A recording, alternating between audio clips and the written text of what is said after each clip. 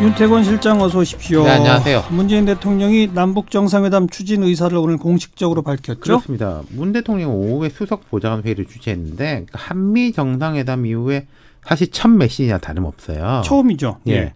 이제 남북 정상회담을 본격적으로 준비하고 추진할 시점이다.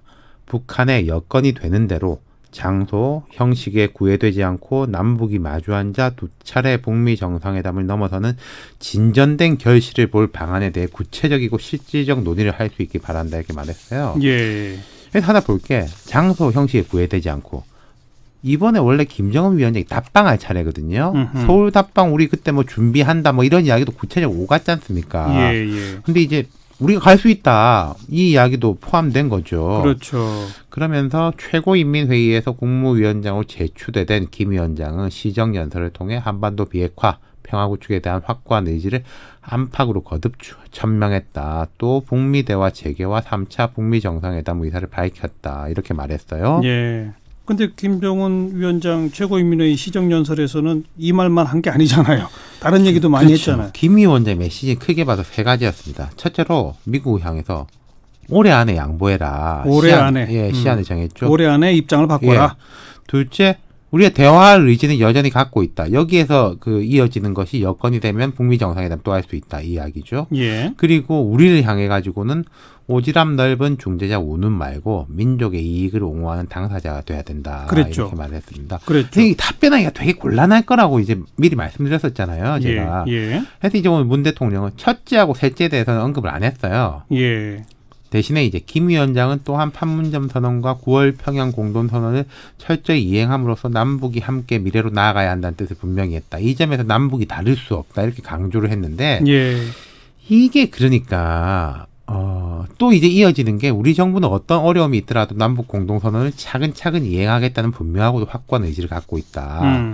이랬는데 이 정도의 발언이 그러니까 이제 당사자가 돼야 된다라는 데 대한 좀 애두른 대답이겠죠. 그렇죠. 예. 네.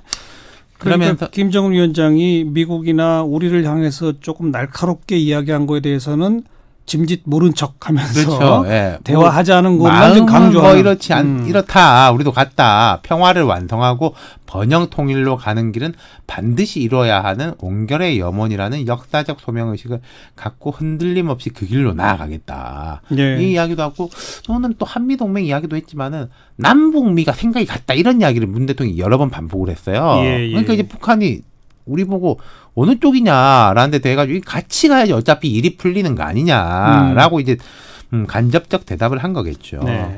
대북 특사 얘기도 나오던데요.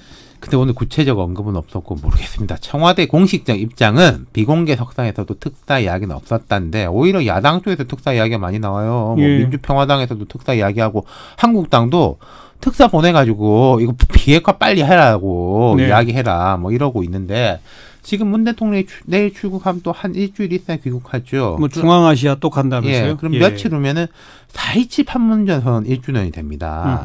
이때 이제 무슨 모멘텀이 될 수 있을 것인가. 그러니까 4.27까지 남북 정상회담이 이루어질 수는 없지만은 1주년 기념해서 우리도 그렇고 북측에서도 뭔가 메시지가 나올 거다. 그리고 북측에서는 뭐 예컨대 6.15 이것은 김정일 위원장이 한 건데 4.27은 김정은 위원장이 한 거잖아요. 그렇죠. 그러니까 무게를 크게 둘 수밖에 없으니까 이때 뭔가 모멘텀, 뭐 특사에 대한 이야기라든지 정상회담에 대한 물꼬가 터지는 뭐 메시지가 나온다면은 그렇겠죠. 뭐 괜찮겠죠. 네. 그나저나 내일 또 출국하면은 그 사이에 전국은 어떻게 돼갈까요?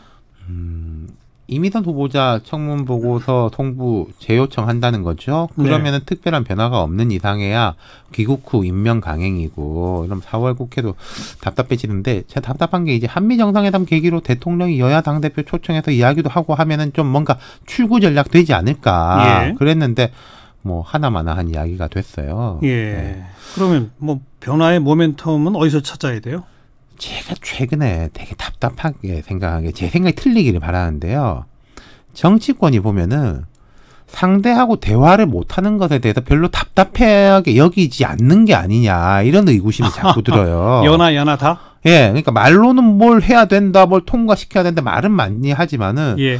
실제로 그걸 성사시키고 하는지 아니면은 저쪽 때문에 못한다, 뭐 심판해 주세요. 네. 이 생각만 하고 있는 건지 의심스러운데 제 생각에 네. 틀리기 바랄 뿐입니다. 그러니까 변화 모멘텀을 찾으려고도 안 한다. 그렇죠. 네. 그럼 안 될 텐데요. 그러게 말입니다. 수고하셨어요. 감사합니다. 윤태곤 실장이었습니다.